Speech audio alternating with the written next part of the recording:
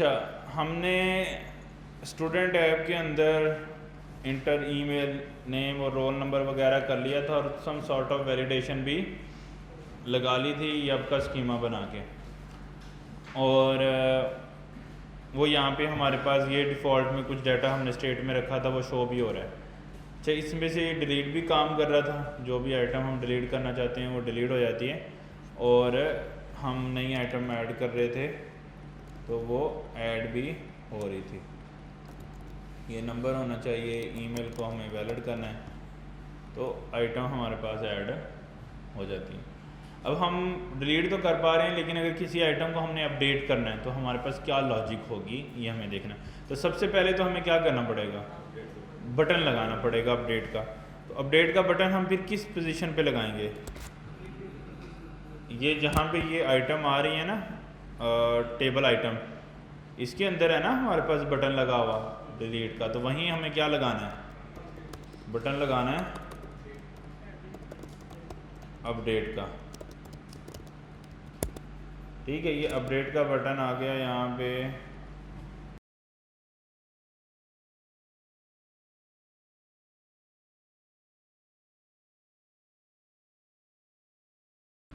ठीक है, और उसके बाद यहाँ पे हमने क्या करना है, इसको हमने स्टाइल दिया था, सेम स्टाइल हम क्या करते हैं कॉपी कर लेते हैं ऊपर वाले बटन पे भी, ताकि अपडेट और डिलीट आ जाए हमारे पास। अच्छा, अब इस पे क्लिक करेंगे कुछ भी नहीं होगा, इस पे क्लिक करें तो डिलीट हो रहा है। अब हमने फिगर आउट ये करना है कि अपडेट पे क्लिक हो तो आपके ख्याल से क्या होना चाहिए।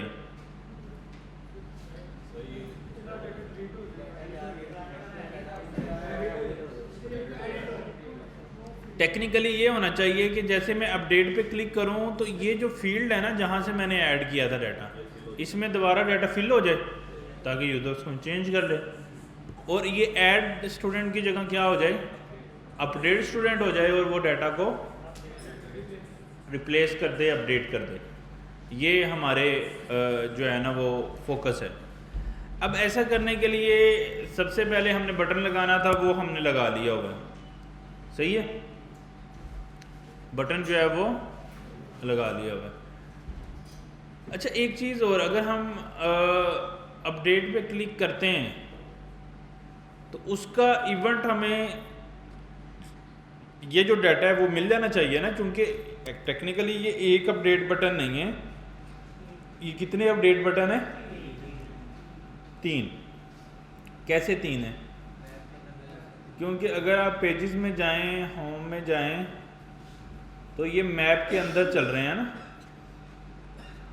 ये जो है टेबल आइटम इस डाटा पे वर्क कर रहा है, ऐसे ही है।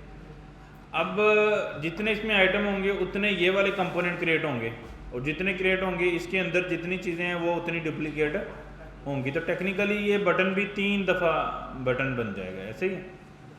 अच्छा, अगर पहले बटन पे क्लिक करेंगे तो डेफिनेटली जो रो में पहला डाटा है वो उसको पॉइंट करेगा, और जो यहाँ पे शो भी हो रहा है वो हम एज अ प्रॉप भी पास कर सकते हैं। अब मुझे बताएं कि हम फंक्शन इस टेबल आइटम में हमें लगाना पड़ेगा या पेरेंट से बना के फंक्शन एज अ प्रॉप पास करना पड़ेगा। देखें, ये रो एक कंपोनेंट है ना, ये वाला, ये एक कंपोनेंट है, ये एक कंपोनेंट है। अभी कोड तो हमारे पास एक ही है, लेकिन उसको हमने डुप्लीकेट जो कर दिया, 3 दफ़ा चला दिया। अब इस कंपोनेंट के अंदर जाके मैं इस अपडेट की लॉजिक लिखूं, या समहाउ मुझे पेरेंट कंपोनेंट जहां से ये लूप लग रहा है वहां पे लॉजिक लिखनी पड़ेगी, फंक्शन कहाँ बनाना पड़ेगा, पेरेंट में। क्यों? क्योंकि हमारा जो डाटा है जो लूप हो रहा है वो कहाँ पे है, पेरेंट पे, तो जिसको अपडेट करना है वो भी कहाँ पे है, पेरेंट पे। यानी हमारे पास ये वाला डाटा जो आ रहा है ना टेबल आइटम में, ये सारा डाटा कहाँ से आ रहा है, पेरेंट से आ रहा है, तो हमें वो पेरेंट में करना है। अच्छा, ऐसा करने के लिए हमें क्या करना है, अच्छा एक और चीज़ मैंने आपको नल पॉइंटर पढ़ाया था, वो क्या करता है, इन केस अगर ऑब्जेक्ट खाली है तो वो एप्लीकेशन को क्रैश नहीं होने देता, वो नल को क्रैश नहीं होने देता इन केस अगर हम डॉट डॉट लगाई जाएं। तो उसके लिए हम ये क्वेश्चन मार्क लगाते हैं। तो अक्सर आप कोड में देखेंगे, मैं भी फ्रिक्वेंटली लगाऊंगा, लेकिन आप लोगों ने भी समझना है। यानी कि अगर हमारे पास नेस्टेड, अगर आइटम ही डिफाइन नहीं है तो उसमें से आईडी कैसे निकल सकती है, तो एप्लीकेशन क्रैश कर सकती है ना। तो उससे बचने के लिए फिर हम आईडी ये नल पॉइंटर लगाते हैं। इसी तरह फंक्शन में भी नल पॉइंटर लगाया जा सकता है, वो भी हम बटन वाले में लगा लेंगे। अच्छा, सबसे पहले हमारे पास जो होम है, जहाँ हमने ऐड हैंडलर बनाया हुआ है, या जहाँ पे हमने on click handler, on click delete handler होना चाहिए इसको टेक्निकली, ऐसे ही है ना, ताकि और क्लैरिटी आ जाए। तो मैं इसको ऑन क्लिक हैंडलर को क्या कर देता हूँ, ऑन क्लिक डिलीट हैंडलर, और जिधर मैंने ऑन क्लिक हैंडलर पास किया था वहाँ पे ऑन क्लिक डिलीट हैंडलर पास कर देते हैं। और यहाँ पे हमें प्रॉप में क्या मिलेगा, ऑन क्लिक डिलीट हैंडलर। अच्छा, अब ऑन क्लिक अपडेट हैंडलर बनाना है हमें, तो जिधर डिलीट बनाया हुआ है उसी के आगे पीछे क्या बना दें, ऑन क्लिक अपडेट। एक फंक्शन तो बनाना पड़ेगा ना हमें, इसके अंदर हमें क्या मिल जाएगा, पूरा ऑब्जेक्ट, यानी स्टूडेंट हमें चाहिए पूरा। तो ये हमें यहाँ पे मिल जाएगा, और उसको हम क्या कर लेते हैं, अभी के लिए लॉग कर लेते हैं स्टूडेंट इन होम। मैंने स्टूडेंट को प्रिंट कर लिया। ये सिर्फ पैरामीटर का नाम रखा है, वो तो ABC कुछ भी हो सकता है ना। अब इसको मैंने कॉल करवाना है, लेकिन कॉल कहाँ पे कराना है, जहाँ बटन लगाया है। तो बटन कहाँ लगाया है, टेबल आइटम में। तो टेबल आइटम में मुझे फिर इसको क्या कैसे भेजूँ मैं, पेरेंट से चाइल्ड में कैसे चीज़ जाती है, प्रॉप के थ्रू जाती है। तो यहाँ पे हम एक और प्रॉप बना लेते हैं, ऑन क्लिक अपडेट हैंडलर, और फंक्शन जो है वो पास कर देते हैं। अब मुझे यहाँ पे इसके अंदर क्या मिल जाएगी, प्रॉप्स के अंदर अपडेट मिल जाएगी। तो उसके ऑन क्लिक पे मैं क्या कर देता हूँ, props dot on click handler, इसको मुझे कॉल करना है, लेकिन डायरेक्टली कॉल नहीं हो सकता। तो क्या बनाना पड़ेगा, एरो फंक्शन बनाना पड़ेगा। क्यों डायरेक्ट कॉल नहीं करना है, क्योंकि मैंने इसके अंदर डाटा भी पास करना है जिस पे क्लिक हुआ है। तो वो डाटा मुझे कहाँ से मिलेगा, प्रॉप्स डॉट आइटम के अंदर पूरे का पूरा। देखो ये सारे आइटम में से मैं चीज़ें निकाल रहा हूँ, तो प्रॉप्स डॉट आइटम ही पास कर दिया, तो ये पूरे का पूरा ऑब्जेक्ट जो है वो पास हो गया। ठीक है, अब मुझे बताओ आप लोग के यहाँ पे कॉल हो गया ये चीज़ें। जब अब मैं कॉल करूँगा टेक्निकली इस बटन को, तो क्या करेगा वो, पेरेंट का on click update handler call करेगा, और जिस रो में मैंने इसको क्लिक किया है वो रो वाली आइटम जो है वो एज अ प्रॉप जाएगी इस फंक्शन के अंदर, और ये फंक्शन वो एज अ प्रॉप मुझे यहाँ पे क्या करेगा, कंसोल कर देगा। ऐसे ही होगा, तो करके देखें कि ऐसा हो रहा है या नहीं। हम ऐसे इंस्पेक्ट करते हैं और जाते हैं कहाँ पे, कंसोल में, अपडेट पे क्लिक किया, स्टूडेंट इन होम, इसमें वो सारा डाटा आ गया, स्टूडेंट इन होम अली वाला डाटा आ गया, अहमद वाला डाटा आ गया। तो इसका मतलब मैं जिस भी बटन पे क्लिक कर रहा हूँ वो वाला डाटा मुझे अब मिल रहा है। अब हमारा काम क्या था, उस डाटा को कहाँ पे रखना है हमने, इस इनपुट्स फील्ड्स के अंदर। ठीक है, अच्छा उससे पहले मैं आपको एक चीज़ दिखाता हूँ कि मैंने यहाँ पे एक डाटा इनपुट किया। ठीक है, तो ये मैंने डाटा पुट किया। अब डाटा ऐड होने के बाद ये वाला ख़त्म नहीं होना चाहिए। देखो मैं क्लिक कर रहा हूँ तो सेम डाटा एंटर हो जा रहा है। तो टेक्निकली जब एक दफ़ा ऐड हो जाए तो हमें इनपुट फील्ड्स को क्या कर देना चाहिए, क्लियर कर देना चाहिए। अब ये इनपुट फील्ड क्लियर कैसे होंगी मैं आपको बताता हूँ। ऐड वाले हैंडलर के अंदर जब मेरा डाटा क्रिएट हो जाए, डाटा इंसर्ट हो जाए, तो उसके बाद मुझे क्या करना चाहिए, जो डाटा मेरा पड़ा है वो किस में पड़ा है, इनपुट फील्ड वाला जो डाटा मेरे पास पड़ा है वो कहाँ पे पड़ा है, ऐड स्टूडेंट के अंदर मैंने फॉर्म लगाया था ना, ये हमने स्टेट बनाई है जिसके अंदर हमारा रिकॉर्ड पड़ा है। जैसे ये ऐड हैंडलर को क्लिक करता है और डाटा भेज देता है पेरेंट को, वैलिडेट करने के बाद ये प्रॉप डॉट ऐड हैंडलर वाला कॉल कर देता है, तो उसके फ़ौरन बाद हमें क्या कर देना चाहिए, ये वाली स्टेट्स को एम्प्टी कर देना चाहिए। तो ये स्टेट्स एम्प्टी कैसे हो सकती हैं, इसके नीचे हम क्या कर दें, सेट ईमेल को एम्प्टी कर दें, सेट नेम को एम्प्टी कर दें, सेट रोल नंबर को एम्प्टी कर दें। ऐसे ही है ना। अब मैं जैसे एंटर करूंगा,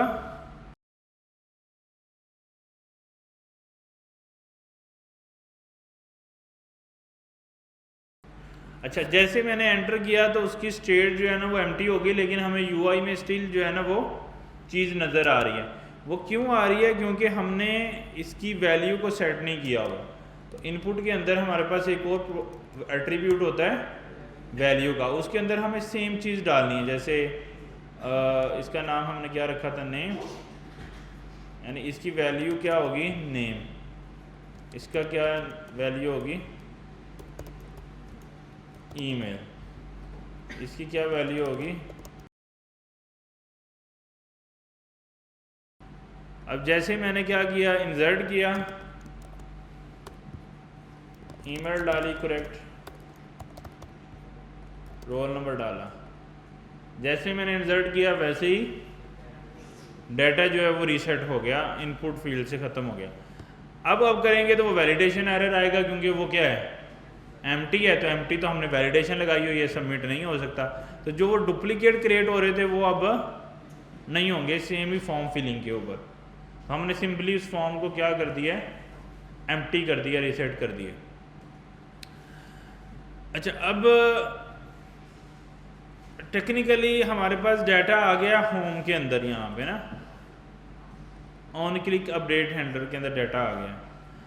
अब हमारे पास दो ऑप्शन है, या तो हम अपडेट का कंपोनेंट सेपरेट बनाएं और वो कंपोनेंट शो करें, और या फिर अदर ऑप्शन ये है कि हम ऐड हैंडलर वाले में ही थोड़ी एडजस्टमेंट करें, उसी में लॉजिक लगाएं। देखो दो ऑप्शन है ना, या तो हम ये अगर यूज़र अपडेट पे क्लिक करे तो हम ये वाला फॉर्म चेंज करके इसकी जगह अपडेट वाला फॉर्म दिखा दें, और दूसरी ऑप्शन ये है कि हम इसी ऐड कंपोनेंट में ही अपनी अपडेट वाली लॉजिक भी लगा लें। तो अभी के लिए हम ऐड वाले में लगाएंगे ताकि हमें थोड़ी सी कम्प्लेक्सिटी भी समझ में आए। तो डाटा मुझे ऑन क्लिक अपडेट हैंडलर में आ रहा है जिसको अपडेट करना है। तो मैं इसको क्या करता हूँ, इसको एक स्टेट बना लेते हैं, उसमें रख लेते हैं, उसका नाम रखते हैं मे बी करंट स्टूडेंट, जिसको अपडेट करना है। सेट करंट स्टूडेंट, और स्टार्टिंग में वैल्यू हमने इसमें नल सेट कर दी है, ठीक है, या आप ऐसे कह लो एम्प्टी ऑब्जेक्ट सेट कर देते हैं, क्योंकि ये ऑब्जेक्ट आएगा। तो जैसे ये फंक्शन चलेगा अपडेट वाला, तो हम क्या करते हैं, इसके अंदर ये स्टूडेंट जो है ना वो पास कर देते हैं।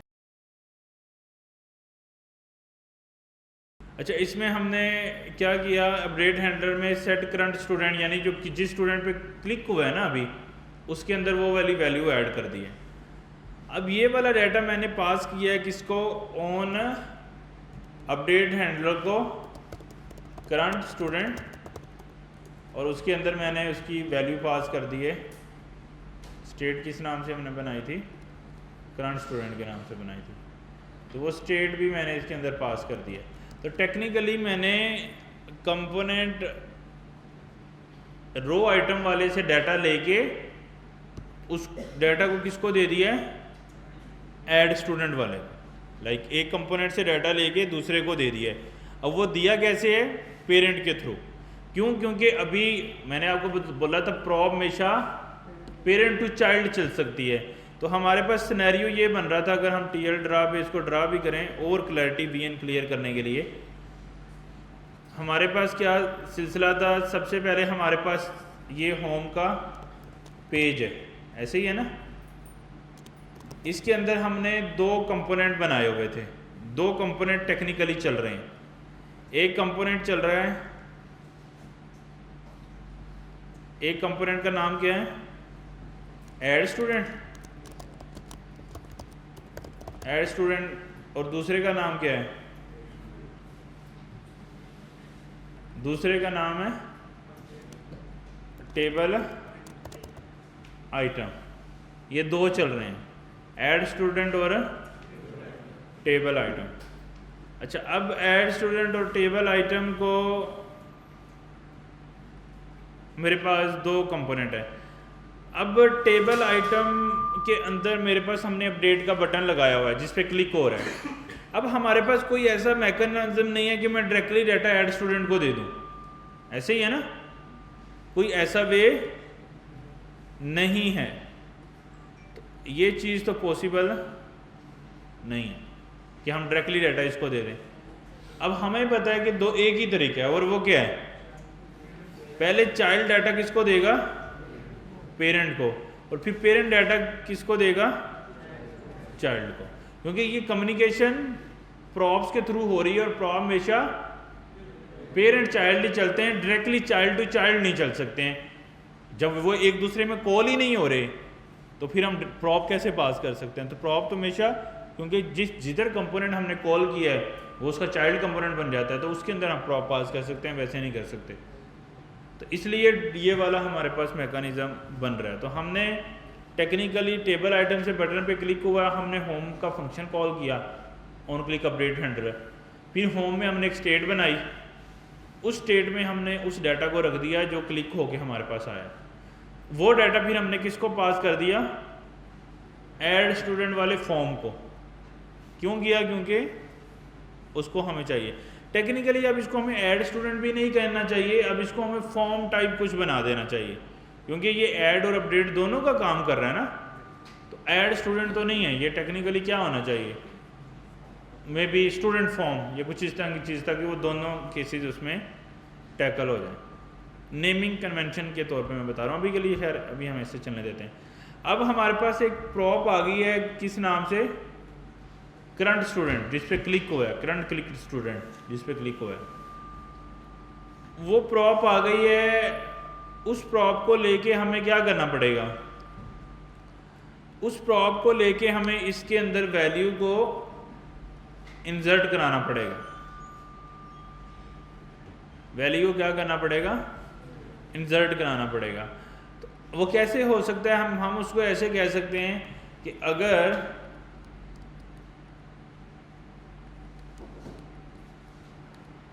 props dot current student,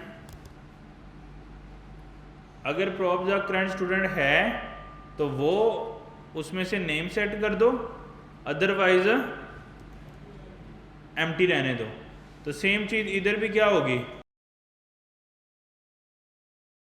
current student dot email otherwise empty. Default value में दे रहा हूँ इसको, जैसे ही कंपोनेंट अपडेट होगा ना तब। अच्छा, props डॉट, अगर तो props डॉट करंट स्टूडेंट है तो रोल नंबर ले लो, अदरवाइज एम्प्टी रखो, ठीक है। तो ये चीज़ें मैंने इसके अंदर जो है ना वो डाल दी हैं। अब ये तीनों चीज़ें मेरे पास आ रही हैं। अब हम देखते हैं कि ये वाकई में काम कर रहा है या नहीं कर रहा। हमने अपडेट पे क्लिक किया,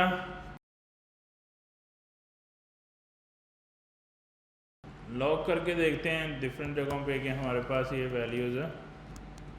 props डॉट करंट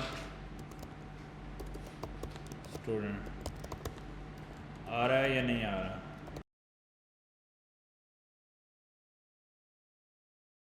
अच्छा, होम में आ रहा है लेकिन ऐड में नहीं आ रहा। ऐसा क्यों हो रहा है उसको हम देख लेते हैं। Current on click update handler पे चला है, सेट करंट स्टूडेंट, वो हमने सेट कर दिया है।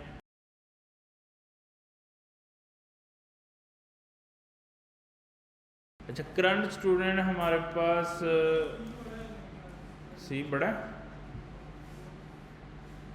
नहीं, वो तो फंक्शन सेट करने वाले का ना, वो हमने किया है बड़ा। यहाँ पे हम एक लॉग लगा के देखते हैं इसमें आता है या नहीं आता।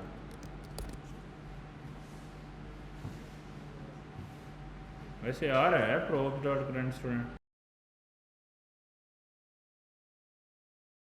अच्छा, ये हमारे पास ऐड स्टूडेंट के अंदर props डॉट करंट स्टूडेंट, इधर ये आ रहा है अभी ना, ये देखो।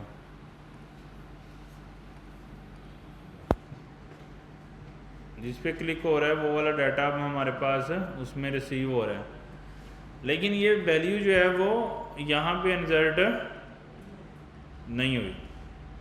अच्छा, इसको हमें फिगर आउट करना पड़ेगा कि ये ऐसा, ये वैल्यू हमें यहाँ पे क्यों नहीं मिली ना। अब इसको करने के लिए हम क्या करते हैं,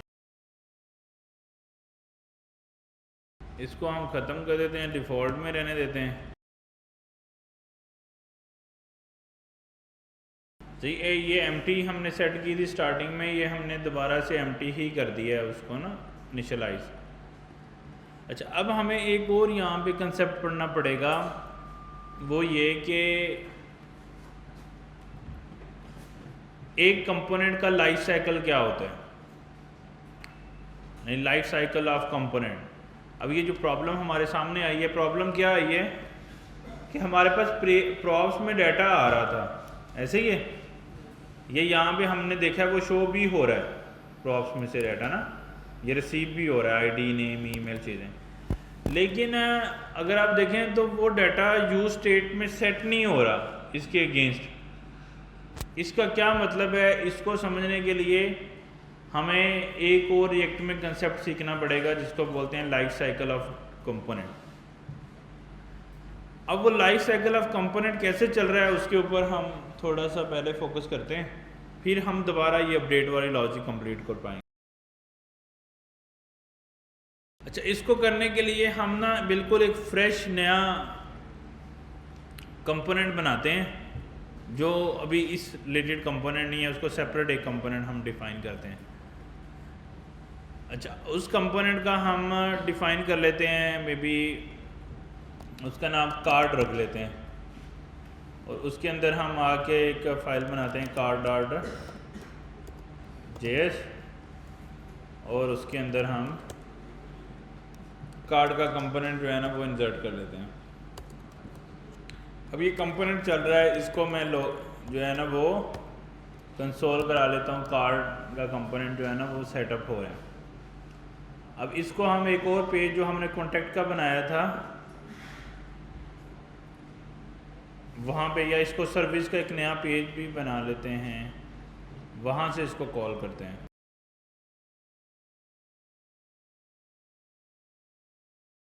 सर्विस बन गया। अब इसके अंदर हमने कॉल करना है किसको, कार्ड कंपोनेंट को,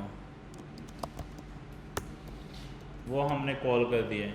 अब इसको हमें किस में ऐड करना पड़ेगा, नेविगेशन में, तो इंपोर्ट सर्विस,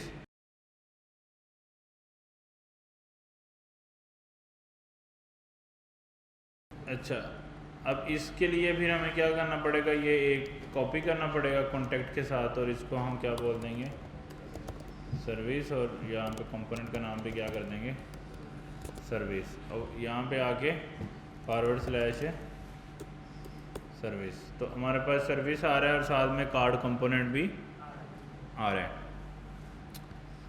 अच्छा, अब हम सर्विस के अंदर जाके हमने देखा कि ये हमारे पास कार्ड का कंपोनेंट आ रहा है, और यहाँ पे अगर हम देखें तो वो लॉग भी हो रहा है, मतलब कार्ड का कंपोनेंट चल रहा है तो वो लॉग हो रहा है। अच्छा, अब हम ये चाहते हैं कि इस कंपोनेंट का लाइफ साइकिल समझना चाहते हैं, यानी कि एक कंपोनेंट है, इसका लाइफ साइकिल क्या है। अच्छा, इसका लाइफ साइकिल ये है कि इस कंपोनेंट के अंदर जो है ना वो एक रिटर्न की स्टेटमेंट लगी है अभी के लिए, और ये खुद एक कंपोनेंट है। कंपोनेंट क्यों है, क्योंकि ये JSX रिटर्न कर रहा है तो इसको हम कंपोनेंट बोल रहे हैं। ये लाइफ के अंदर ना, जब हमने एक दफ़ा वेबसाइट को चलाया या रन किया या ब्राउज़र पे गए के जाके उसको रन किया और ये कंपोनेंट रन हुआ, इसकी लाइफ में इसने अपनी UI को एक दफ़ा रेंडर किया, एक दफ़ा चलाया मीन रेंडर किया, यानी रिटर्न एक दफ़ा किया। अब ये दोबारा रिटर्न कब करेगा, अगर हम इस कंपोनेंट के अंदर कोई स्टेट चेंज करते हैं, यानी कि एक वेरिएबल बनाते हैं जो क्या होगा, स्टेट होगा, और अगर वो स्टेट चेंज हो रही है तो उस केस के अंदर फिर वो रीराइट करेगा या दोबारा रेंडर होगा, अदरवाइज नहीं होगा। सही है, ऐसे ही समझा था ना हमने। अब हम ये चाहते हैं कि अगर हम उस रेंडर को देखें भी, और वो यानी कि हम इसको बोलते हैं अबव दी रिटर्न card.js, ठीक है। ये अगर हम आ रहे हैं तो ये हमारे पास एग्जीक्यूशन चल रही है इसकी। अब हम ये करते हैं कि यार इधर यहाँ पे आ गए ना, इसको अगर इस रिटर्न को दोबारा चलाना है और हमने कंफर्म करना है ये चल रही है, तो हमें क्या करना पड़ता है? कोई स्टेट क्या करनी पड़ती है? हुक बनानी पड़ेगी, स्टेट यूज स्टेट, और उसकी वैल्यू को हम चेंज करते हैं तो ये रिटर्न दोबारा चलता है। ऐसे ही होता है ना। या दूसरा ऑप्शन क्या है रिटर्न चलने का दोबारा? अगर इसका पेरेंट कोई प्रॉप पास करे और उस प्रॉप की वैल्यू को चेंज कर दे, तो उस केस के अंदर भी ये वाली स्टेट, ये रिटर्न क्या होगा? री-रेंडर होगा, दोबारा चलेगा। जैसे अब यहाँ से हमने इसको एक स्टेट पास की, में भी डाटा की, और उसमें मैंने हार्ड कोडेड वैल्यू रख दी। अब वो हार्ड कोडेड वैल्यू मुझे जो है ना वो यहाँ पे card.js में मिल जाएगी, props.data। हम props यहाँ से रिसीव कर लेते हैं। वो HDF आ रहा है, जो मैंने उसको वहाँ पे वैल्यू दी थी वो मुझे यहाँ पे रिसीव हो रही है। अच्छा, अब जब तक ये चेंज नहीं करेंगे हम इसको, तो वो दोबारा नहीं चलेगा। जब हम चेंज करेंगे तो वो क्या होगा? दोबारा चलेगा। ये बाय डिफ़ॉल्ट रिएक्ट का बिहेवियर इस तरह से, इसका यानी कि कंपोनेंट का लाइफ साइकिल क्या है? कंपोनेंट अपनी लाइफ में एक बार चलता है उसका रिटर्न। अब अगर उसको आपने दोबारा रन करना है, उसके रिटर्न को दोबारा चलाना है, तो आपको या तो प्रॉप की वैल्यू चेंज करनी पड़ेगी या स्टेट की वैल्यू चेंज करनी पड़ेगी, फिर वो पर्टिकुलर कंपोनेंट दोबारा से चलेगा। अच्छा, वो दोबारा जब वो कंपोनेंट चलता है ना, उसका मतलब ये होता है कि कंपोनेंट लाइव में एक दफ़ा इनिशियलाइज होता है, यानी वो एक दफ़ा बनता है, क्रिएट होता है। अगर स्टेट चेंज हो रही है या प्रॉप चेंज हो रही है, वो कंपोनेंट दोबारा क्रिएट नहीं होता, बनता नहीं है। उसके अंदर का लाइफ साइकिल, यानी वो उसके अंदर की चीज़ें, मैकेनिज्म चेंज होता है, उसको नई वैल्यू आती है, नई स्टेट आती है, नई प्रॉप आती है, लेकिन कंपोनेंट री इनिशियलाइज नहीं होता।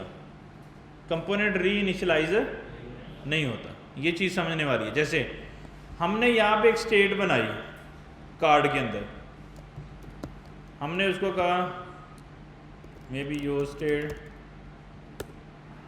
हमने उसको बनाया स्टेट में भी ईमेल, हमने उसको वैल्यू दी में भी test@test.com, ठीक है, और इंपोर्ट कर लेते हैं यूज स्टेट। अब मैंने इस पर्टिकुलर वेरिएबल में एक वैल्यू ऐड की, और ये इसकी डिफ़ॉल्ट वैल्यू मैंने क्या सेट की? test@test.com। अब जब ये कंपोनेंट पहली दफ़ा बनेगा, फिर ही उसके अंदर जाके ये वाली स्टेट बनेगी ना। ईमेल वाली स्टेट कब क्रिएट होगी? जब कंपोनेंट फर्स्ट टाइम इनिशियलाइज होगा, फर्स्ट टाइम क्रिएट होगा। अब जब कंपोनेंट बन गया है, अब उसकी अगर स्टेट चेंज हो रही है या प्रॉप चेंज हो रही है, तो ये वेरिएबल दोबारा क्रिएट नहीं हो रहा रैम में।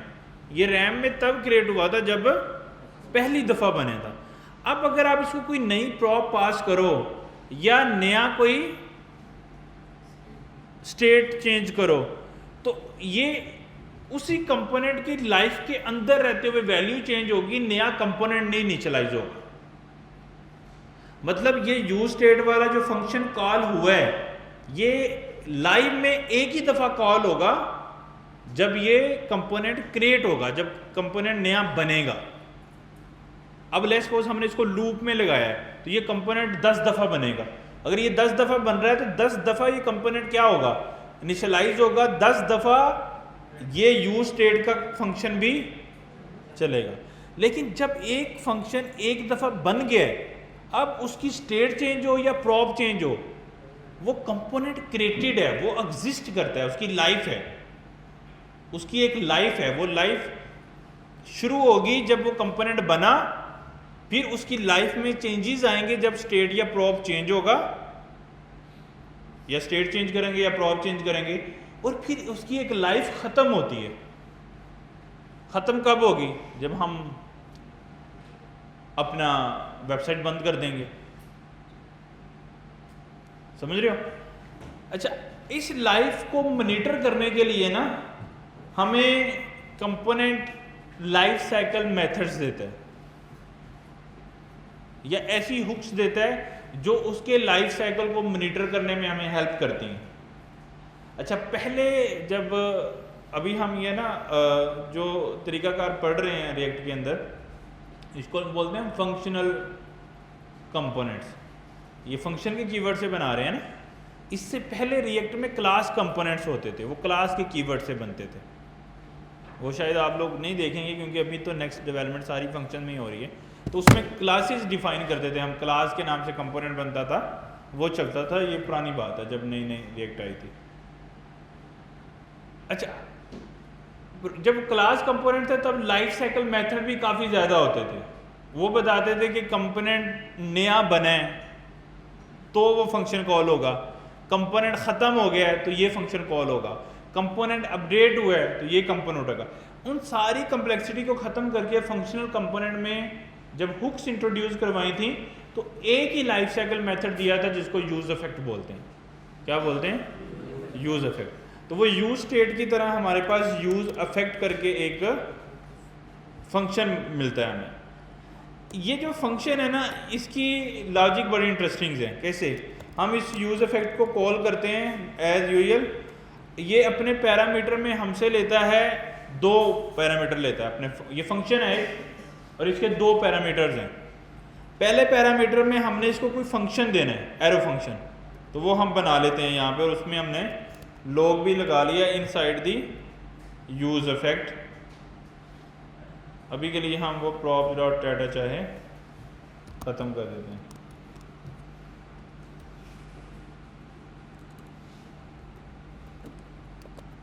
Inside the use effect car dot JS, use effect जो है ना हमारे पास चल गया। अब इसके 2 पैरामीटर हैं। पहला पैरामीटर जिसमें फंक्शन पास हो गया और दूसरा पैरामीटर जिसमें हमारे पास एक अरे आती है। अब ये ज़रूरी नहीं आपने फंक्शन यहीं पे बनाना है, आप ऐसा करें इसको ऊपर बना लें, कांस्टेंट फंक्शन, एक एरो फंक्शन बना दिया, या ये वाला ही फंक्शन बना दिया। ये मैंने यहाँ पे फंक्शन पास कर दिया। सही है? यानी कि पहले में इसको फंक्शन चाहिए, दूसरे में अरे डिपेंडेंसी अरे चाहिए। ये करता क्या है?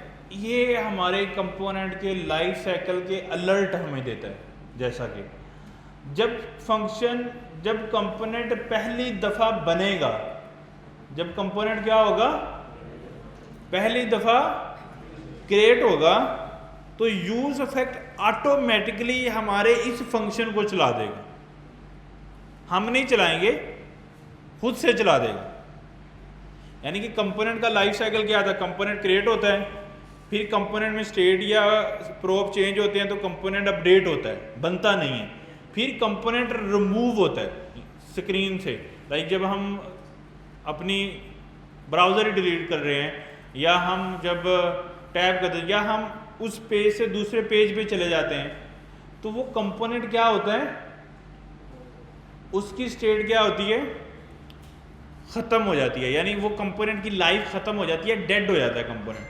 फिर दोबारा जब हम उस पेज पे आएंगे तो कंपोनेंट नया क्रिएट होगा। यानी कंपोनेंट ख़त्म भी होता है। ये मैं आपको बताना चाह रहा था। अगर हम अब इसका लॉग देखें तो अभी हमने फंक्शन पास किया, एक एरो फंक्शन, उसका नाम लग दिया था हमने फंक्शन, और दूसरे में एक खाली अरे दे दी।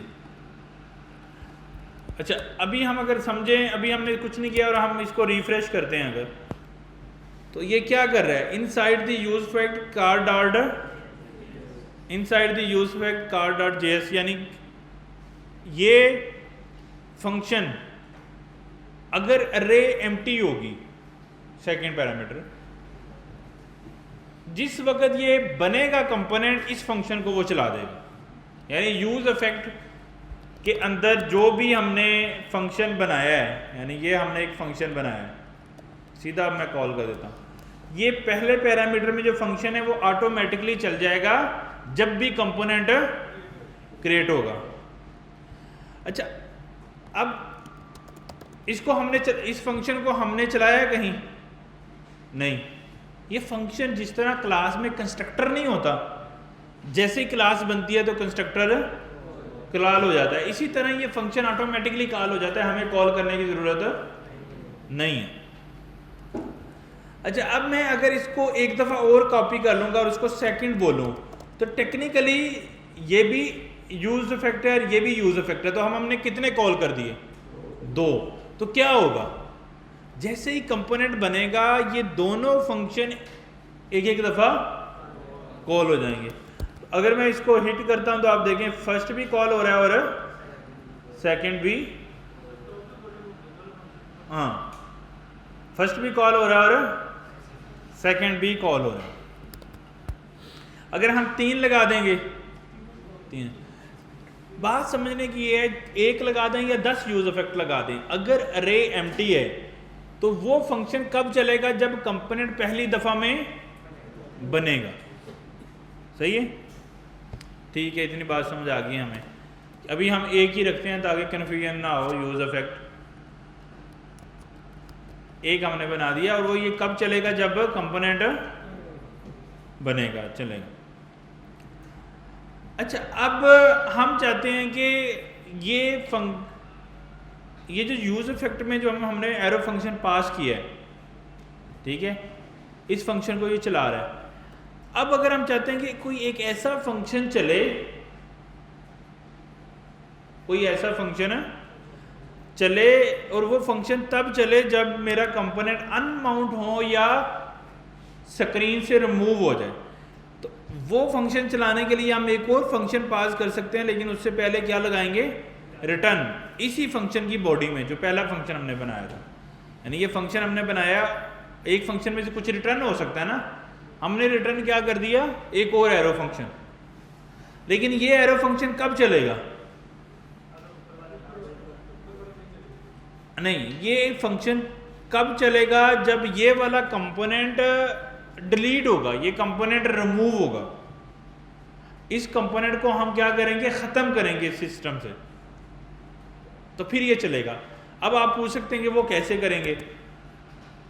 अभी देखो ये कंसोल नहीं आएगा हमारे पास, मतलब हमने एक दफ़ा इसको अनमाउंट वाला चला, यानी कि वो कंपोनेंट चला, रिमूव हुआ, फिर दोबारा वो कंपोनेंट हमारे पास बना।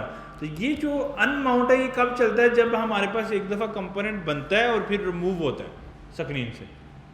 तो अगर आप अभी देख रहे होंगे तो ये कंपोनेंट एक दफ़ा बना था और फिर एक दफ़ा अनमाउंट हुआ, यानी रिमूव और दोबारा स्क्रीन के ऊपर रेंडर हुआ। सही है। तो अगर हम कोई ऐसी लॉजिक लगाना चाहते हैं कि यार वो, यानी जब हमारा कंपोनेंट हमारी स्क्रीन से रिमूव हो तो उस वक्त हमारे पास कोई एक ऐसा फंक्शन होना चाहिए जिसमें मैं कोई लॉजिक लगा सकूं।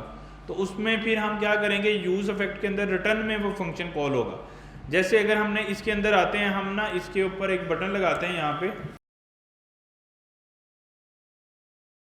इसके अंदर हम लगाने के बाद हम करते ही हैं, हम एक स्टेट बनाते हैं यहाँ, और उसको हम फ्लैग कर लेते हैं, सॉरी यूज स्टेट को क्या करते हैं? इंपोर्ट कर लेते हैं। अब इधर आने पे जब ये फंक्शन चलेगा तो ये कंसोल की जगह पे हम क्या लगाएंगे?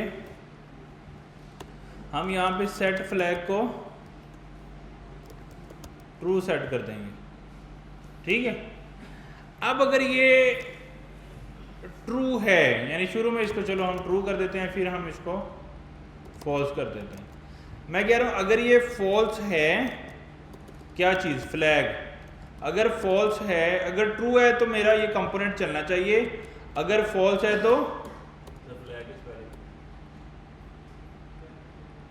अगर तो ट्रू है तो मेरा फ्लैग, अगर ट्रू है तो कार्ड वाला कंपोनेंट चलना चाहिए, अगर नहीं ट्रू तो एम्प्टी होना चाहिए, नो कंपोनेंट लिखा आ जाए। ठीक है। अच्छा अभी कार्ड वाला आ रहा है, अब मैं जैसे इस पर क्लिक करूंगा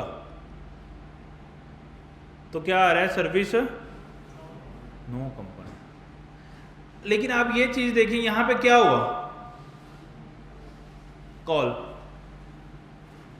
अनमाउंट कॉल हुआ।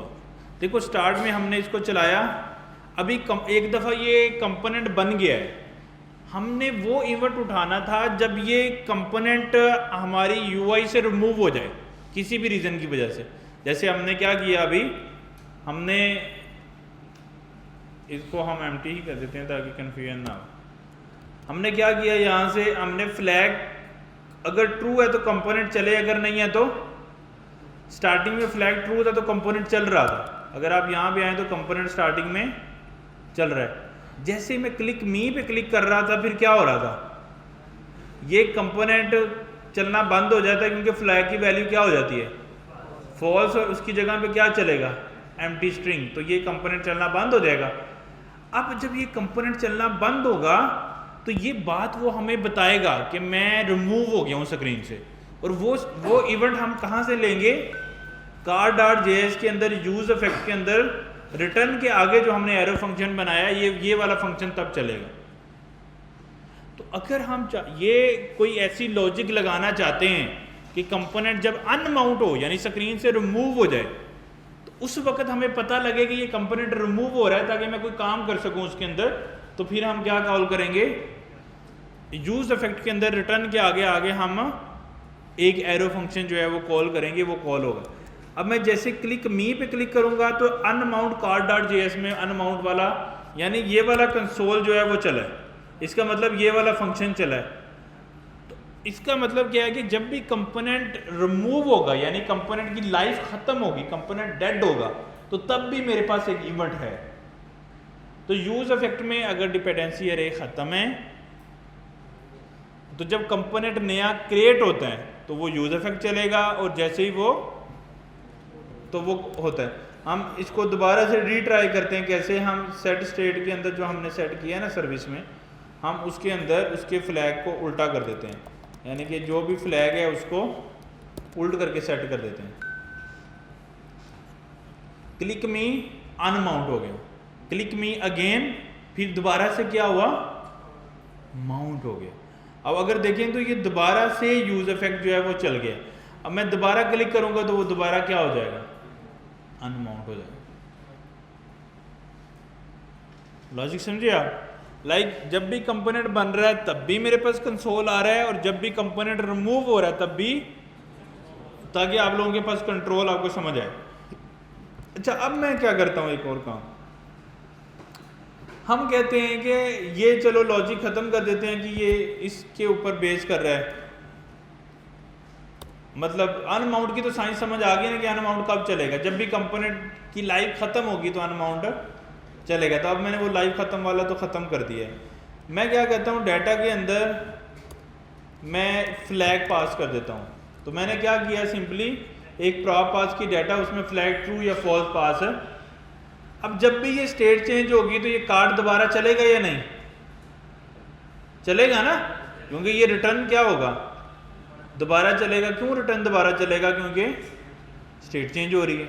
हमें पता है ना स्टेट चेंज होती है तो रिटर्न दोबारा चलता है। जब रिटर्न दोबारा चलेगा तो कार्ड वाला कंपोनेंट क्या होगा, दोबारा चलेगा।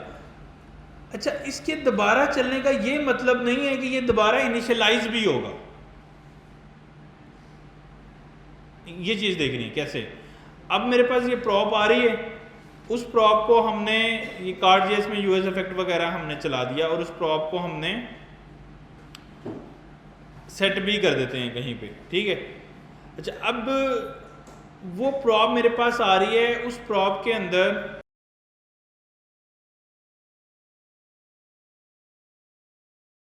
एक और हम ईमेल का भी स्टेट बना लेते हैं इधर।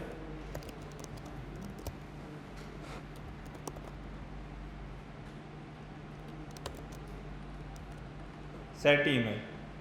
अच्छा, इसकी वैल्यू शुरू में इनिशियलाइज है test@test.com कुछ ऐसे, और वो भी हम ईमेल हमने कार्ड को पास कर दी और वो ईमेल हमें आएगी कैसे, हमें यहाँ पे एक इनपुट बना लेते हैं ताकि हमें और क्लैरिटी आए ना।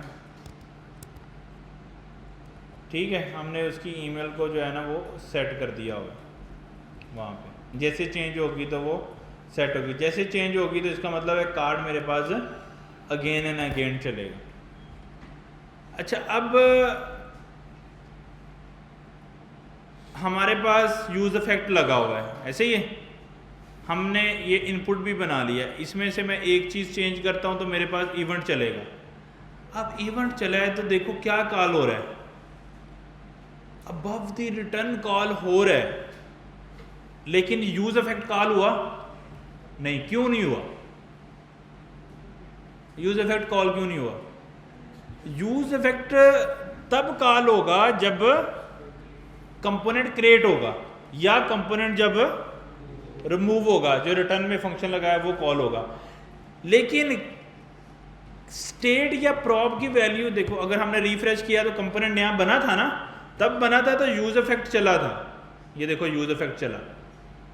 लेकिन अगर हम पेरेंट में से कोई प्रॉप चेंज, कुछ स्टेट चेंज कर रहे हैं और वो प्रॉप जा रही है कार्ड को, अगर वो वैल्यू चेंज हो रही है, उसके चेंज होने पे हमारा कार्ड का कंपोनेंट री रेंडर तो हो रहा है, लेकिन यूज इफेक्ट दोबारा क्यों नहीं कर रहा? क्योंकि कंपोनेंट पहले से बना हुआ है, वो कंपोनेंट अपडेट हुआ है, वो कंपोनेंट रिक्रिएट नहीं हुआ।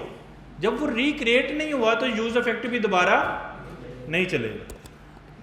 इसका मतलब क्या है? अगर ये कंपोनेंट री रेंडर हुआ है तो इसका मतलब है कि इस कंपोनेंट के अंदर यहाँ कार्ड में मैं ईमेल जो आ रही है वो प्रिंट भी करा सकता हूँ ना।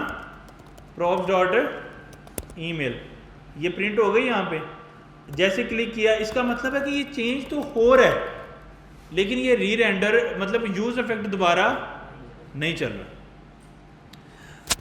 अब हम लैदा कर लेते हैं। हम यूज इफेक्ट, एक ये वाला यूएस इफेक्ट है, ये कब चलेगा? First time in the life cycle of card date JS, ये फर्स्ट टाइम चलेगा जब वो क्रिएट होगा। एक और यूज इफेक्ट बना लेते हैं, ये यूज इफेक्ट तब चलेगा जब कंपोनेंट अनमाउंट होगा। ऐसे ही है ना, क्योंकि हमने रिटर्न में इस फंक्शन को कॉल कर दिया, तो ये कब चलेगा? Call when component is अनमाउंटेड। एक और यूज मतलब एक, अब ये वाला यूज इफेक्ट कब चलेगा? जब कंपोनेंट पहली दफा क्रिएट होगा। ये कब चलेगा? जब कंपोनेंट अनमाउंट होगा। एक और यूज इफेक्ट बना लेते हैं। यूज इफेक्ट पहले में हमने क्या पास करना होता है? एरो, और दूसरे में हमने क्या पास करना होता है? खाली अरे। अच्छा, इसमें हम लॉग लगा लेते हैं। अब हम ये वाला बना रहे हैं यूज इफेक्ट, ये कब चलेगा? जब भी ईमेल की वैल्यू क्या होगी? चेंज होगी। यानी कि सेकंड जो अरे थी ना, इसमें हम डिपेंडेंसी पास कर सकते हैं। डिपेंडेंसी मतलब ये वाला यूज इफेक्ट तब चले जब ईमेल की वैल्यू क्या हो? चेंज हो। एक और यूज इफेक्ट बना लेते हैं, उसमें भी एरो फंक्शन डाल देते हैं और उसको कहते हैं, हमने उस कार्ड को और क्या पास किया था? डाटा। उसको कहते हैं जब भी props डॉट डाटा चेंज हो, जब भी, अच्छा मैंने कहा कि ये यूज इफेक्ट कब चले? जब भी डाटा का प्रॉप क्या हो? चेंज हो। और ये कब चले? जब भी ईमेल का प्रॉप चेंज हो। और ये कब चलेगा? जब कंपोनेंट अनमाउंट होगा, क्योंकि हमने डिपेंडेंसी क्या की हुई है? एम्प्टी। और ये कब चलेगा? पहले वाला। हाँ, ये इसकी सीक्वेंस से मैटर नहीं करता, इसको एंड पे भी लगा देंगे, लेकिन वो फर्स्ट टाइम पे ही चलेगा। अच्छा, अगर आप देखो तो फर्स्ट टाइम में क्या चल रहा है? लाइफ साइकिल में फर्स्ट टाइम में चल रहा है।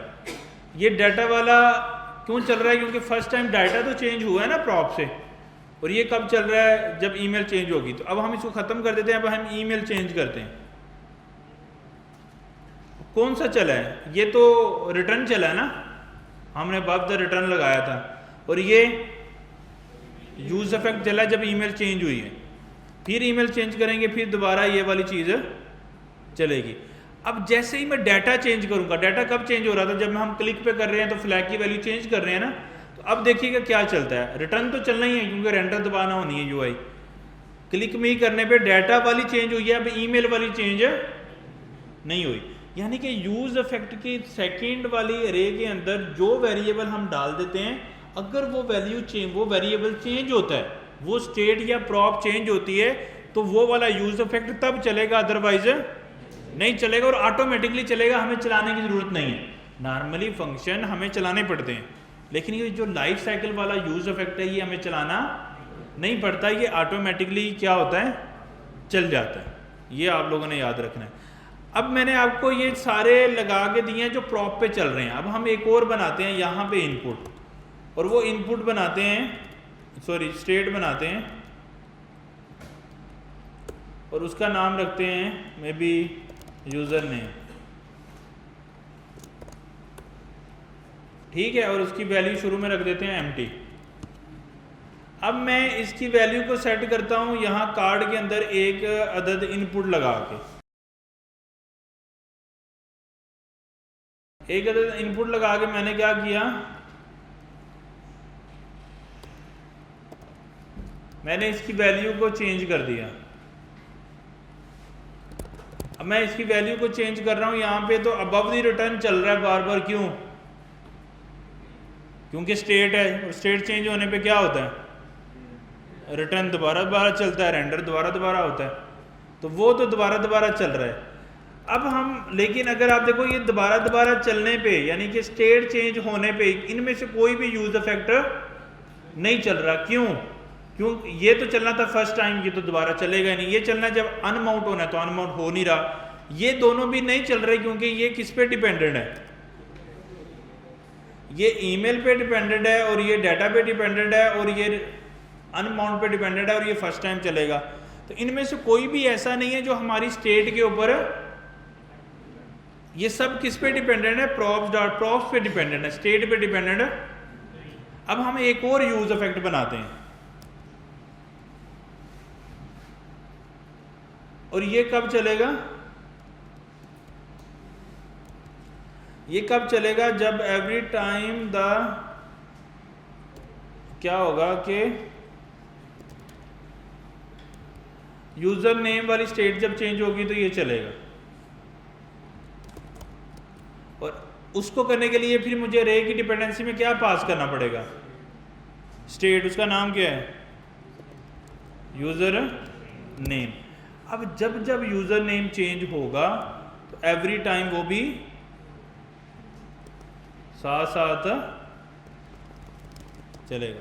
अब कोई और यूज इफेक्ट नहीं चल रहा, वो चल रहे हैं। अब जैसे ही मैं ऊपर वाले में करूंगा तो वो चलेगा जो ईमेल की डिपेंडेंसी है प्रॉप पे, क्योंकि ये तो पेरेंट से आ रही है ना प्रॉप मुझे, और जब भी मैं नीचे वाले में चेंज करूंगा तो वो चेंज होगा। तो समझ आएगी यूज इफेक्ट कैसे चल रहा है, इसकी लॉजिक क्या है और ये कैसे काम कर रहा है। अब एक और चीज़ भी है हमारे पास, हम एक ऐसी भी यूज इफेक्ट बना सकते हैं जो दो चीज़ों पे डिपेंडेंट हो। जैसे मैंने बोला यूज़र नेम पे भी डिपेंडेंट है, और तुम props.emails पे भी डिपेंडेंट हो। इसका मतलब क्या है, चाहे यूज़र नेम चेंज हो, चाहे ईमेल चेंज हो, पेरेंट की प्रॉप चेंज हो, दोनों केसेस में ये क्या होगा, चलेगा।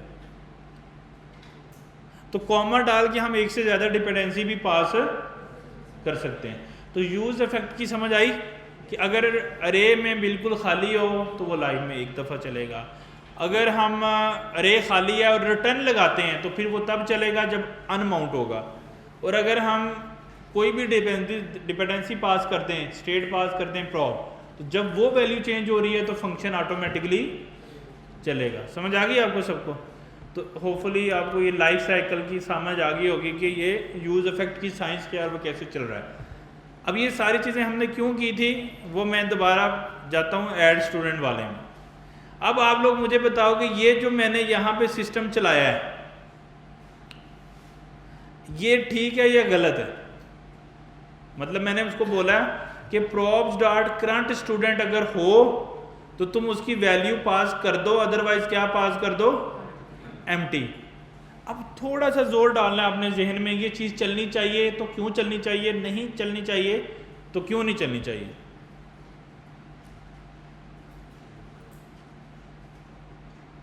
देखो ऐड स्टूडेंट बना था लाइव में एक दफ़ा, और जब वो बना था तो तब करंट स्टूडेंट की वैल्यू क्या थी, नल थी। अगर आपने फोकस किया हो, अगर हम होम में जाते हैं तो नल स्टूडेंट की, करंट स्टूडेंट की उस वक्त वैल्यू क्या थी, नल। और जैसे ये बना था लाइफ में एक दफ़ा, पहली दफ़ा जब ये बना था तो यहाँ पे क्या गया, नल गया। और जब ये नल गया तो जब ये नल है तो ये वाली चीज़ नहीं चली तो क्या चला, एम्प्टी स्ट्रिंग चला।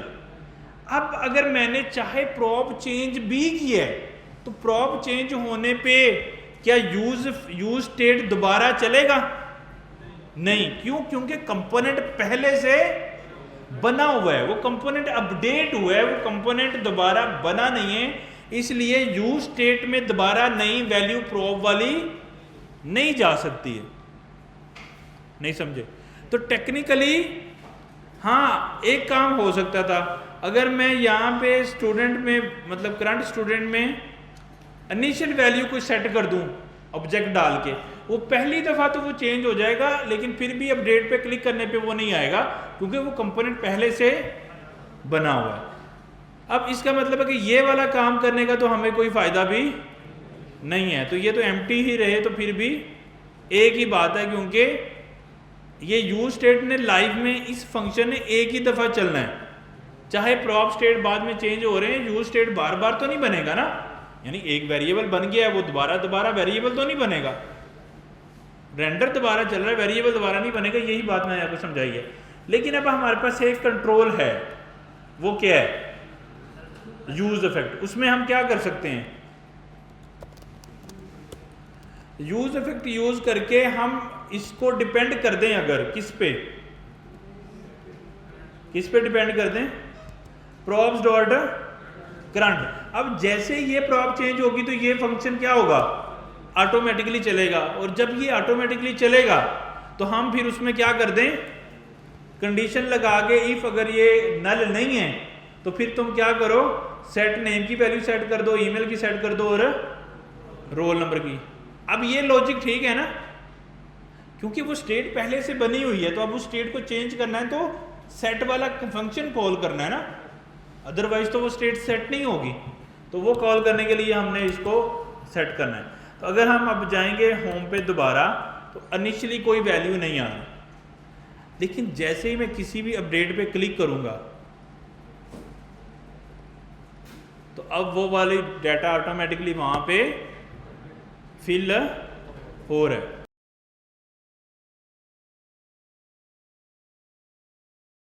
नहीं वैसे नहीं, देखो हम ये नहीं देख रहे कि कैसे करना है, लॉजिक तो अभी बनाई नहीं अपडेट की हमने।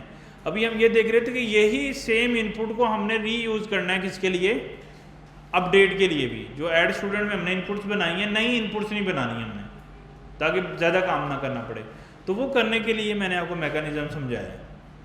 लेकिन आपको समझ आई ना कि हम इनिशियल वैल्यू अगर प्रॉप से सेट भी कर रहे थे वो नहीं चल रहा था। वो क्यों नहीं चल रहा था, आपको मैंने लॉजिक अभी समझाई है। क्योंकि एक दफ़ा कंपोनेंट बन गया, यूज स्टेट चल गया, अब दोबारा प्रॉप चेंज होने पे वो यूज स्टेट दोबारा नहीं चल रहा, तो उसको अपडेटेड वैल्यू भी नहीं मिल रही। तो उसको करने के लिए फिर हमने क्या यूज़ कर लिया, यूज इफेक्ट, और उसको डिपेंड करा दिया किस पे, प्रॉप करंट स्टूडेंट पे। जब भी चेंज हो रही है तो वो चलता है, जब भी ये चेंज होती है तो ये फंक्शन दोबारा चल जाता है। जैसे ही ये फंक्शन दोबारा चलता है आप देखें ये वैल्यू इसके अंदर अपडेटेड आ रही है। ठीक है, अब मैं आपको समझाता हूं कि हमने इसको क्या करना है, अपडेट करना है। अच्छा, अपडेट करने के लिए एक तो हमें यहाँ पे जो ऐड स्टूडेंट है ना, इस बटन की वैल्यू को चेंज करना है अपडेट स्टूडेंट। इन केस अगर हमारे पास क्या है, करंट स्टूडेंट अगर एग्जिस्ट करता है, तो वो कैसे कंडीशन लगाएंगे हम फिर, अगर प्रॉप्स डॉट करंट स्टूडेंट है तो क्या दिखाओ आप, ऐड दिखाओ, सॉरी अपडेट दिखाओ, और अदरवाइज ऐड दिखाओ। तो अभी ये क्या दिखा रहा है, अगर हम रिफ्रेश कर देंगे तो जैसे इस पर क्लिक कराएंगे तो अपडेट दिखाएगा, ठीक है। तो हमने उसी बटन को क्या कर लिया, मॉडिफाई कर लिया अपडेट वाले को। अच्छा, अब अपडेट वाले पे क्लिक करके, ये तो हमें पता ही है कि ये वैल्यू चेंज करेंगे तो वो आपको पता है सेट स्टेट दोबारा चलेगा और वैल्यू चेंज हो जाएंगी। अब वैल्यू चेंज होने के बाद मुझे अपडेट पे क्लिक करूंगा ना, अब यहाँ पे मतलब लेट्स सपोज मैंने उम्र पे क्लिक करना था, उम्र पे क्लिक किया और मैंने इसको कर दिया मे बी नवीद। अब मैंने अपडेट करूंगा तो नवीद ऐड होगा, अपडेट नहीं हुआ, क्यों? हमने तो लॉजिक ही ऐड वाली चलाई है, तो अपडेट वाली तो लॉजिक ही नहीं चलाई। अच्छा, ऐसा करने के लिए फिर हमें क्या करना पड़ेगा, या तो हम ये वाला जो ऑन क्लिक हैंडलर है इसके अंदर जाएंगे, ये सारी वैलिडेशन वगैरह चल जाए, उसके बाद जहां पे हम ऐड हैंडलर कॉल कर रहे हैं उसको कॉल करने के बजाय हम क्या कॉल कर दें, क्या कॉल कर दें, हम यहाँ पे कंडीशन चेक करेंगे, अगर props डॉट करंट स्टूडेंट है तो तुम props dot on update handler call करो, अगर नहीं है तो फिर क्या करो, ऐड हैंडलर कॉल करो। अब मैंने उसको डाटा भी पास कर दिया, और जो करंट स्टूडेंट अपडेट हो रहा था उसकी वैल्यू तो वैसे मेरे पास पेरेंट में भी होगी, लेकिन मैंने यहीं से उसको पास कर दी। तो अब अगर तो props डॉट करंट स्टूडेंट है जिसको मुझे अपडेट करना है तो फिर मैं ये वाला चलाऊंगा, अदरवाइज मैं ऐड वाला चलाऊंगा। अच्छा, अब ये वाला ऑन अपडेट हैंडलर प्रॉप में मैंने पास किया हुआ या नहीं, कर दिया था ना, ऑन ऐड हैंडलर है, अपडेट हैंडलर हमने पास नहीं किया था, तो वो भी पास कर देते हैं। ऑन क्लिक अपडेट हैंडलर है, चलो नाम चेंज हो जाए तो खैर। अच्छा, ऑन अपडेट हैंडलर वाली प्रॉप चलेगी तो ये फंक्शन चलेगा, उसके अंदर जो है वो हम इसके अंदर आ जाएंगे इसको लेके। अच्छा, इसका हम एक नया ही बना लेते हैं, जो पहले था ऑन अपडेट हैंडलर का, जो चाइल्ड से कॉल होगा ना, जिसमें हम एक्चुअली लॉजिक लिखेंगे अपडेट वाली। अच्छा, हमने उसको अंदर हमें आ जाएगा स्टूडेंट और साथ में आईडी आ जाएगी। तो अभी के लिए हम क्या करते हैं, अगर ये ऐसा हो जाए तो हम लॉक करा लेते हैं स्टूडेंट, इसने सारी वैसे लॉजिक लगा दी है, मैं ये सारी लॉजिक रिमूव कर देता हूँ ताकि आप लोगों ना मैं खुद से लॉजिक बना के दिखाऊँ आपको। हमने सेट करंट स्टूडेंट को नल कर दिया और अपडेट हैंडलर के अंदर मैंने स्टूडेंट को क्या कर लिया, लॉग कर लिया, किस आईडी वाले को एडिट करना है और उसका वैल्यू क्या है, ये मैंने दो चीज़ें इधर जो है ना वो लॉग करा ली। अब मैं इसको रिफ्रेश करता हूँ, एक दफ़ा ऐड आ गया, जैसे ही अपडेट पे क्लिक किया तो मेरे पास वो करंट स्टूडेंट वाला जो भी यूज़ इफेक्ट था वो चला।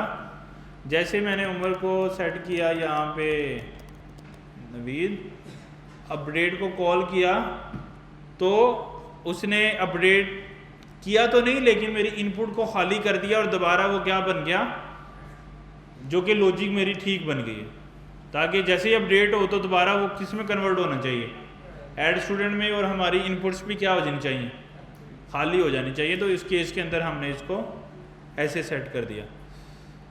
अच्छा, अब एन ऑन अपडेट हैंडलर में हमें डाटा आ रहा है लॉजिक में, क्योंकि अगर हम यहाँ पे देखें तो हमारे पास ये डाटा जो है वो आ रहा है।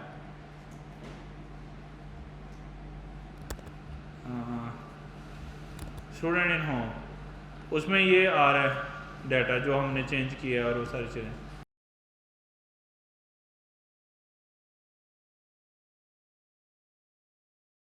तो वैल्यू मेरे पास जो है वो आ रही है। अच्छा, ऐड स्टूडेंट में अभी हमारे पास एक props dot current student dot ID 1 आ रही है, ठीक है। ये रिज़ल्ट पता नहीं कहाँ से प्रिंट हो रहा है। अच्छा, ये चीज़ हमने इसको लगा दी थी, यहाँ होम पे मेरे पास अपडेट में आ गया। अब हम इस करंट स्टूडेंट को नल सेट करने से पहले हमें अपने डाटा को अपडेट करना है। तो जस्ट लेट न्यू डाटा, जो मेरे पास डाटा डॉट लिस्ट है उसको मुझे क्या करना है, मैप करना है, यानी जो मेरे पास डाटा की ले है उससे नया डाटा क्रिएट करना है, जैसे डिलीट में किया था।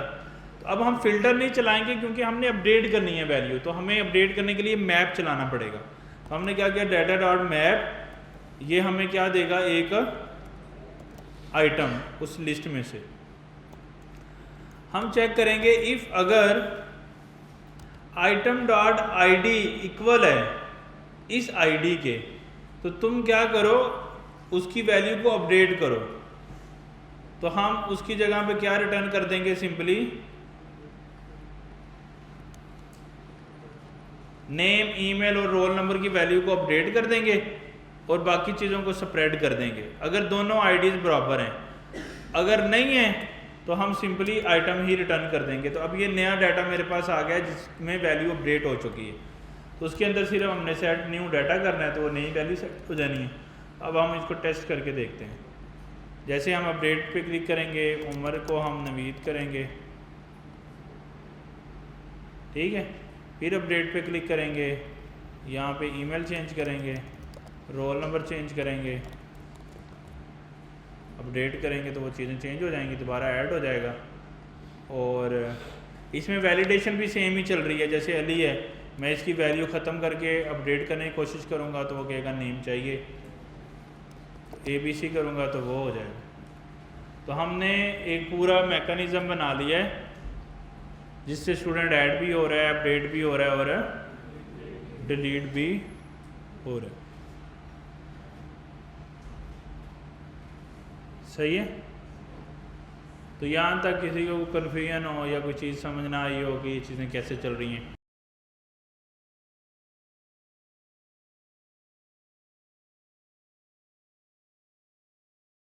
ये समझ, मतलब एक हमने आज लाइफ साइकिल पढ़ा है कंपोनेंट का। वो क्या होता है कि जब कंपोनेंट फर्स्ट टाइम चलता है तो यूज़ इफेक्टर खुद ही चल जाता है एक दफ़ा, अगर उसकी डिपेंडेंसी खाली है। और जब कंपोनेंट अनमाउंट होता है तो फिर भी वो एक दफ़ा चलता है अगर हमने रिटर्न में एरो फंक्शन लगाया होगा। फिर हम स्टेट और प्रॉब की बेस पे यूज़ इफेक्ट को खुद से ऑटोमेटिकली चला सकते हैं on basis of the dependency जो भी हम पास करें। उसके अलावा फिर हमने ये पढ़ा है कि